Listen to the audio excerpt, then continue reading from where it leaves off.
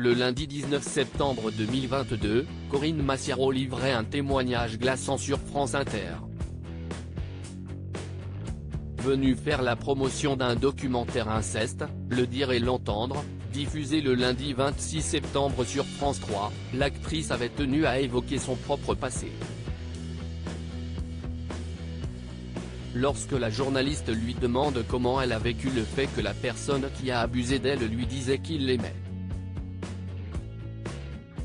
C'était sous couvert d'amour que l'on t'agresse. Je t'aime bien, je t'aime, donc regarde, on va se caresser. Ce mot amour, je le déteste. Ça ne veut plus rien dire amour, a-t-elle lancé. Pour Le Parisien, Corinne Massiaro est revenue sur la façon dont ce traumatisme avait refait surface tant d'années après. L'actrice confie, c'était pendant le confinement. Mon cerveau était enfin capable de l'accepter et mon voile a commencé à se soulever.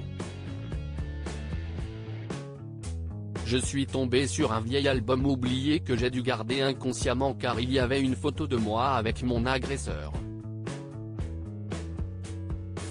C'était mon cousin, il avait 10 ans de plus que moi, je devais avoir 7-8 ans. Il s'est alors passé un truc physique très fort, un énorme sentiment de dégoût.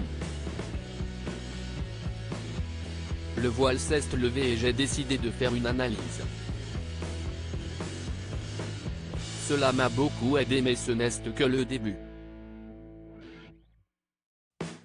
Petit à petit, des flashs reviennent, si est-il violent.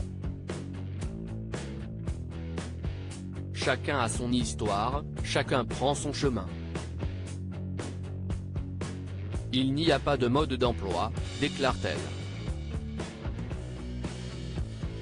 Pendant 50 ans, Corinne Massiaro est restée dans le déni. Pendant 50 ans, Corinne Massiaro va enfouir ce terrible souvenir. Dans le déni, l'actrice se confie sur la façon dont elle a pu le combattre, cela ne se fait pas du jour au lendemain.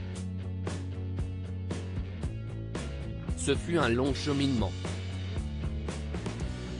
L'inceste m'a toujours retourné les tripes et je me demandais pourquoi. Il y a quelques années, j'ai commencé une psychothérapie. J'ai alors appelé ma famille en leur demandant si quelqu'un avait eu vent de quelque chose qui se serait passé jadis. Maladie, drame, suicide. Je voulais comprendre d'où venait ce malaise. J'ai appris que 3 personnes avaient subi l'inceste chez moi. J'ai réagi au quart de tour et je suis allé porter plainte. Depuis, la comédienne se sent mieux, si est-il une libération. Comme si on m'avait retiré 3 tonnes de parpaing. Depuis que je ne parle, j'aide des gens. Comme si l'horreur et cette merde que j'avais vécue servaient finalement à quelque chose. Je reçois tellement de messages forts sur les réseaux sociaux. Je me suis libéré et je libère des victimes en parlant. L'actrice souhaite aider les autres victimes ainsi avec son reportage, Corinne Massiaro veut aider les autres victimes à prendre la parole, parce qu'il faut en parler. L'inceste reste un sujet tabou alors qu'il touche près d'un Français sur 10. Raconter cette horreur peut provoquer un choc chez les victimes qui sont dans le déni. Comme un déclic qui lève le voile sur notre mémoire et notre traumatisme, confie-t-elle avant de poursuivre, ce déclic, il peut arriver grâce à la parole. Alors, quand on a la chance d'être un peu médiatisé comme moi, si est-il un devoir de parler. Si ce documentaire diffusé tard provoque une étincelle, ne serait-ce que chez une personne, ce sera gagné. Corinne Massiero, elle nous a interrogé devant des voiles où étaient projetées des photos de nous enfants heureuses d'avoir pu mettre en lumière son propre combat. Corinne Massiero est fière du projet qui a été réalisé, la réalisatrice a fait un travail incroyable. Elle y est allée très doucement. Elle est venue plusieurs fois me voir chez moi à Roubaix, Nord, et, avant, on a beaucoup parlé au téléphone. Elle nous a interrogé devant des voiles où étaient projetées des photos de nous enfants.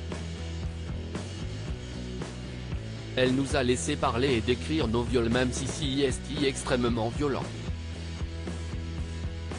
Car oui, un mec qui met sa bite dans l'anus d'un gamin de 6 ans c'est inentendable, c'est à gerber. Mais cela permet de comprendre la douleur des victimes et l'horreur qu'elles ont vécue. Comme le dit un des témoins, la moindre des choses, c'est de nous écouter. À propos de l'auteur Lince, ces derniers articles